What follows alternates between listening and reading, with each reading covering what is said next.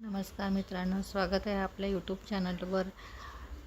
तर आज आपण बघणार आहोत महा-टी 2021 साली घेण्यात आलेल्या पेपर सी मधला सामाजिक शास्त्र.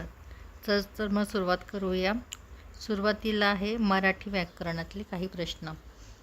तर प्रश्न क्रमांक 1, शिखांच्या ग्रंथसाहेब या ग्रंथात कोणत्या संतांचे 61 कवने समाविष्ट आहेत?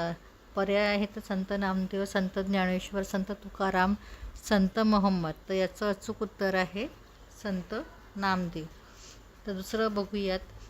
प्रश्न क्रमांक 2, उत्कट भावना व्यक्त करताना ही दाखवणाऱ्या शब्दाच्या शेवटी कोणते विराम चिन्ह द्यावे? पर्याय आहेत अपसरण चिन्ह, उद्गारवाचक चिन्ह, प्रश्नचिन्ह आणि संयोजक चिन्ह. तर याचं अचूक उत्तर असणार आहे उद्गारवाचक चिन्ह. प्रश्न क्रमांक 3 आहे य य य य हे गण असणारे वृत्त कोणते? पर्याय आहेत इंद्रवज्जा, भुजंग प्रयात, वसंत तिलिका आणि मालिनी. तर याचं अचूक उत्तर असणार आहे भुजंग प्रयात.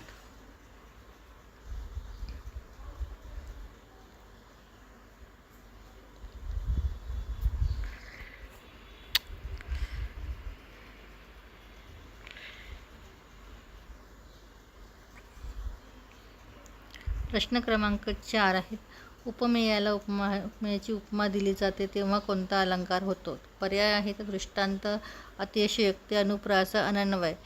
तर याचं अचूक उत्तर असणार आहे अनन्वय.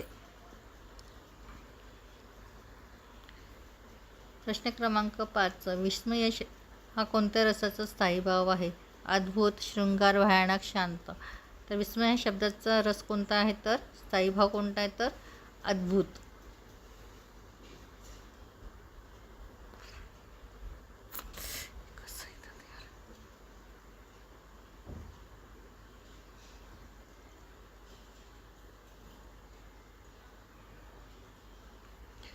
प्रश्न क्रमांक 6, माती या नामाचे अचूक विशेषण कोणते? तिथे आपल्याला माती या शब्दाचे विशेषण ओळखायचं आहे. बहारदार, पडी, कसदार, मजेदार. माती कशी असते? कसदार म्हणजे सुपीक. तर याचं पर्याय असणार आहे कसदार. मधु लाडू खात असे या वाक्यातील काळ ओळखा. या वाक्यातील काळ आहे रीती भूतकाळ, रीती वर्तमान काळ, रीती भविष्यकाळ आणि चौथा आहे वर्तमान काळ. तर यात काय आहे? मधु खात असे, लाडू खाण्याची क्रिया. मधु लाडू खात असे यात आहे खात असे जेव्हा असतं तिथे होतं रीती, तेव्हा येतं रीती.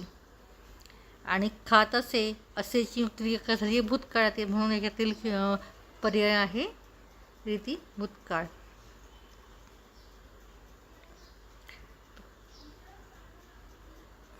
नंतर आहे प्रश्न क्रमांक 8, पररूप संधीचे उदाहरण ओळखा. पर्याय आहे तर नमुजे, नुमजे, नदीत, खिडकीत आणि नाहीसा. पररूप संधीचं उदाहरण आहे न उमजे.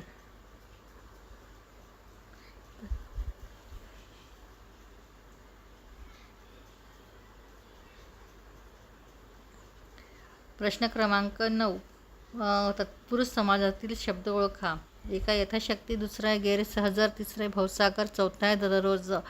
तर यातील अचूक पर्याय आहे भवसागर.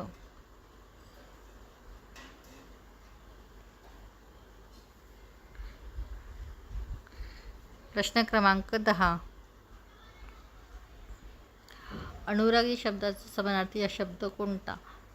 तर पर्याय आहेत प्रेम, क्रोध, संताप आणि राग. अनुरागाचा अर्थ होतो प्रेम, तर म्हणून याचा अर्थ आहे प्रेम.